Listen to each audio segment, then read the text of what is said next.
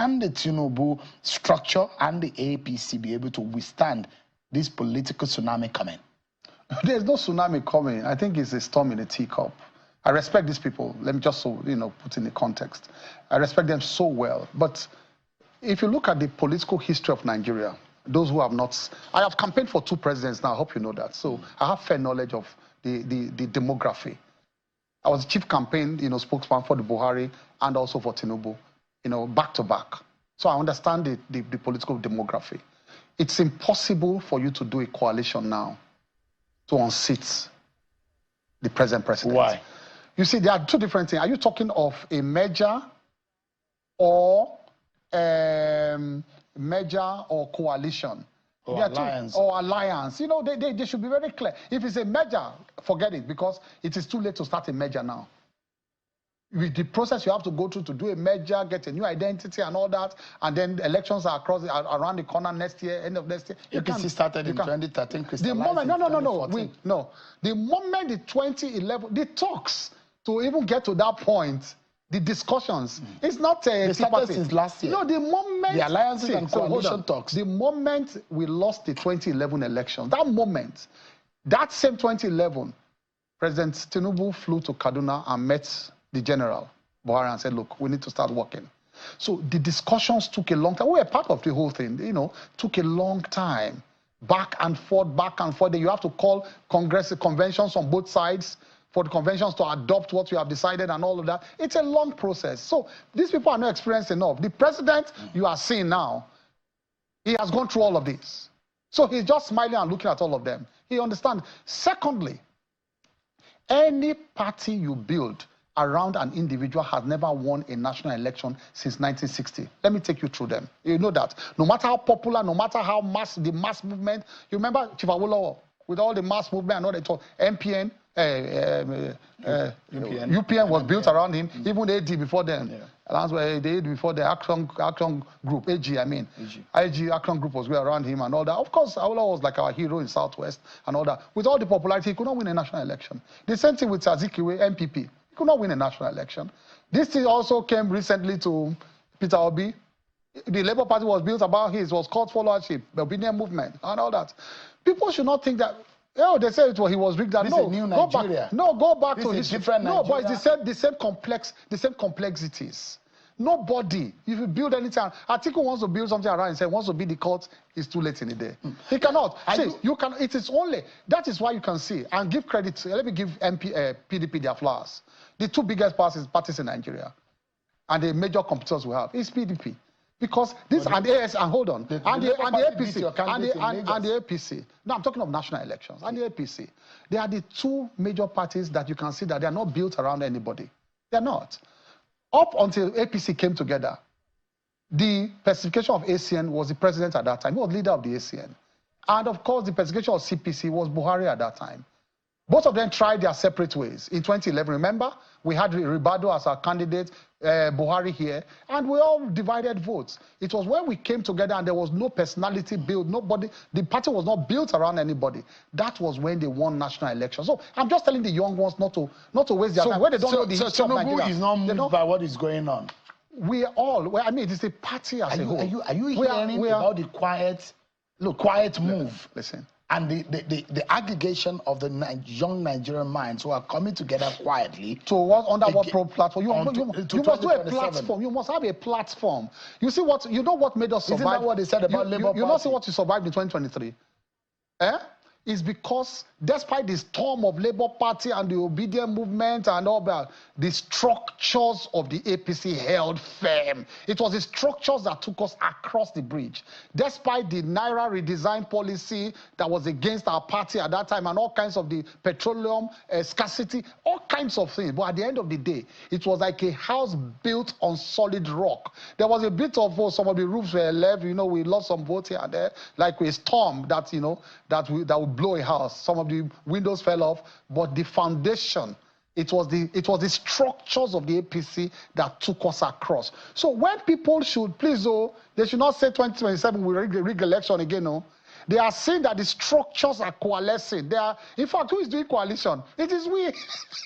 It's not that the coalition is actually taking place in the APC. Did you see the glee in Festus Keyamo's face. The glee with which he said it. They're the ones coalescing right now. Nigerians should not come and tell them that they've rigged the election again in 2027. And that young people should not waste their time. And that there's no coalition or merger that can remove Bola Tinubu from office. Did you see the glee? The fact that Nigerians are not even considered to have a say in our election. And they're not hiding it anymore. He said it was their foundation that held well for them during the 2023 election, that it wasn't that they stole the election. Something that the entire world saw, the mutilation of election result by INEC, the corruption of the judiciary during the tribunal, even during the off-cycle elections in different states where it happened.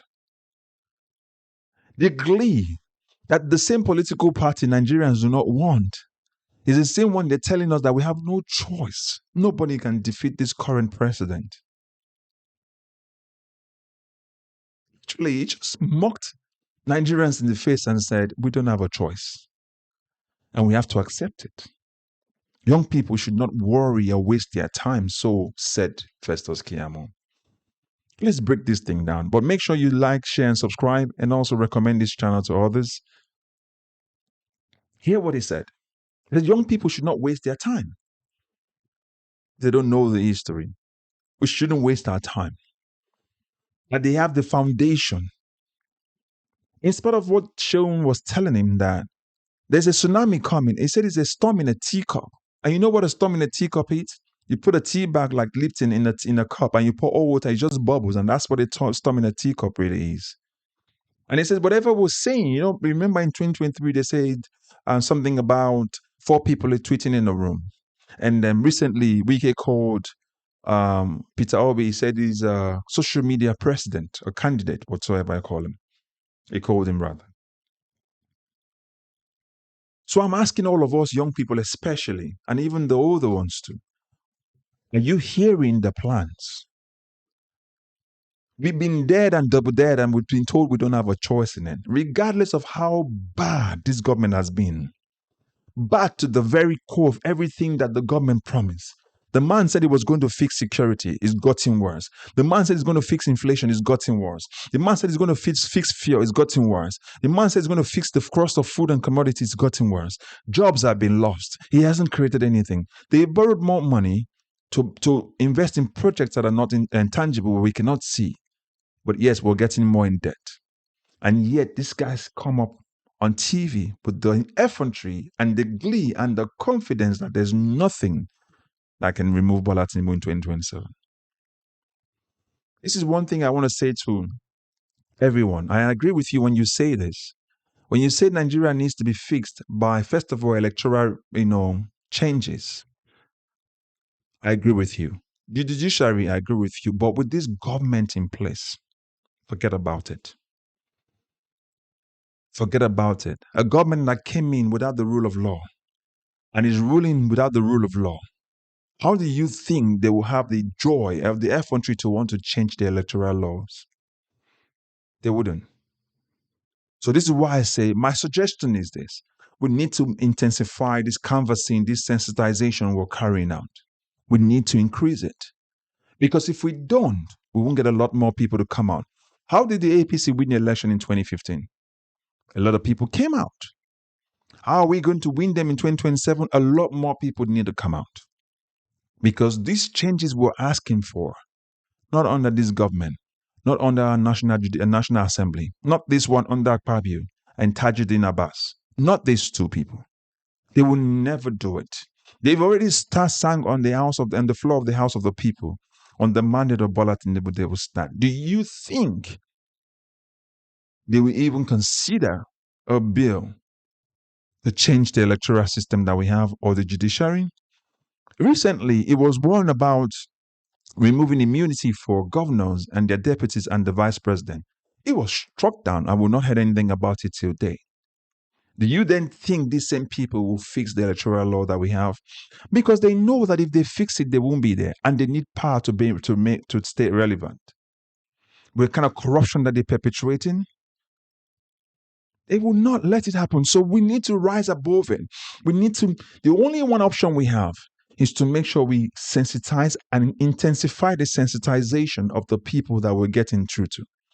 Everyday Nigerians on the street, the ones who are trekking to work, who cannot fend for their family, the ones who go to work and the salary is not enough to take them through the entire month.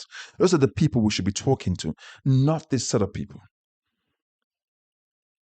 Everyday Nigerians who are fighting and suffering over their bread and butter issue every day. People are begging on the road because of this government. This government that has thrown Nigerians into another level of multidimensional poverty that we've never experienced before. Those are the people you need to talk to. Let them go get their PVCs. The reason why INEC is actually proposing that they want to do election without having a PVC is because they know they need to rig it. For them to come up with such an idea is two things. They're preempting Nigerians. So that we can say no, number one, and they will stick to it. Or we just keep quiet and they will push it through. And by the time they get to the election period, they just write the numbers. They put different names. How do you account for it? So all the structure of rigging is already in place. They need the government of each state to be part of them so that it makes the rigging easier. When a governor says to you, we're going to make an agreement that the presidential vote will go to the APC and the state will get the governorship and the legislators. How would you make such a decision without the people? How? And then the same thing Wiki bragged about. And that's the same idea they want to take across the entire states across Nigeria. Look at what is happening in the South. So they're not even considering you. They're not considering us. They're not considering me. They've already put their plans in progress. That's why I'm saying we need to intensify that. So forget about that idea of changing the electoral law and the judiciary law. Forget about that. It's not going to happen under this administration. Not this government, like Nigerians will say, sent from hell to torment Nigerians. Not this government. Until this government is out of place, we can fix it so that they can give account for the level of corruption they've committed against the Nigerian people. So let's forget about that campaign of changing electoral law. Forget about it. It's not going to happen. Not from this government that is deaf. A government where people are dying in about 7 different states. The president was away in France and never bothered to cut his trip short. Never bothered. The vice president never seen. The Senate president nowhere to be found. The Speaker of the National Assembly was nowhere to be found. But yet, the same Senate president can travel for the post-funeral and then they can send their condolences. But Nigerians died. Nobody, none of these people was ever moved. That tells you this presidency, this government, this National Assembly we have no empathy for Nigerians. They only see Nigerians as numbers for election period. That's all. That's why I'm telling you, don't take their money come 2027. You will suffer more. Don't take their bribes to cause electoral malpractice. You will suffer more. Don't take their money to go and rig election for them. You will suffer more. And those thugs they use to rig election, I'm sorry for you. I'm sorry for you. I pity you if you do that. This level of sufferings you're facing, it will multiply. Do not do it. When you don't rig these elections for them, there's nothing they can do because they'll be out of power. Imagine if the returning officers for each state don't rig the election for the president, it will be out of power. It won't have the power to punish them. Imagine if you don't rig the election for the state governors, it will be out of the place. It wouldn't have the power or the effrontery to say it wants to punish you. But when you rig the election for them, they don't have a concern for you. They give you peanuts to steal billions from you. Look at Yaya Bello. Look at Okoa. Look at how much he's been accused of. About 1.3 trillion from the state of Delta State alone. Look at Yaya Bello. Over 100 billion. These are the kind of people who stay with impunity. They give no damn care about what you feel, what you like. It's about their personal aggrandizement.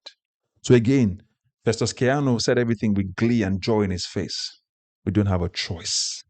There's nothing we can do about it. So I ask you, what are we going to do? What are you going to do about it? Share this content. We need to intensify this campaign. We need to intensify this sensitization. 2 years is a short time in an electoral calendar. It's a very short time. So why don't we work together? Make sure we intensify this campaign because they're already telling us their plans.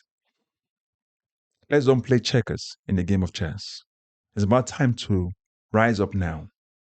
Nigerians, no more sleeping. In our own palace, no more dulling. It's time to wake up. As always, if you're meeting this content for the first time, like, share, and subscribe. If you've been following us and you've not yet subscribed, please do so. That time of wasting time is past. They've told us, Festus Keyamo told us, no coalition, no merger. None of it can defeat Bola Tinubu. The only force left alone to defeat Bola Tinubu is the people's force. God bless you and catch you up in the next video. Bye-bye for now.